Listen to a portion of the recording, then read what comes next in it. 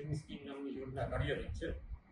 જેમાં 8.20%ના દરે વ્યાજનો દર મળવાપાત્ર છે, જે હાલમાં કોઈપણ વ્યાજના દર કે કોઈપણ સ્કીમ કરતાં સૌથી વધુ હાઈએસ્ટ છે. આ યોજનામાં જે વાત કરીએ સિનિયર સિટીઝન, મતલબ કે 60 વર્ષથી ઉપરની વ્યક્તિ છે તેમનું ખાતું ખોલાવી શકાય છે.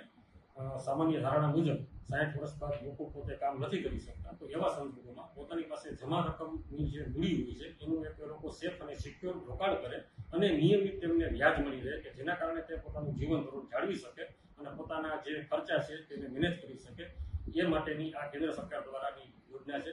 આ યોજનામાં અન્યથા સરકારી કર્મચારી કે જે 55 વર્ષ બાદ રિટાયર થાય છે તેઓ પણ પોતાના જરૂરી ડોક્યુમેન્ટ જો રજૂ કરે તો 55 વર્ષ બાદ પણ તે પોતે ખાતું એનું ખોલાવી શકે છે. પ્લસ સેકન્ડ હોલ્ડર તરીકે 50 વર્ષથી ઉપરની ઉંમરના તેમના જે જીવનસાથી હોય છે તેનું પણ નામ આમાં જોઈન્ટ એકાઉન્ટ હોલ્ડર તરીકે જોઈન કરી શકાય છે અને આમાં નોમિનેશનની પણ સુવિધા ઉપલબ્ધ છે.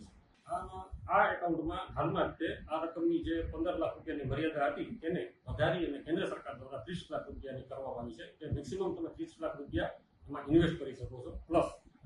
હાલમાં જ તે આમાં જે મળવાપાત્ર વ્યાજ હોય છે તેમાં ટીડીએસ 50,000ની વ્યાજની રકમ ઉપર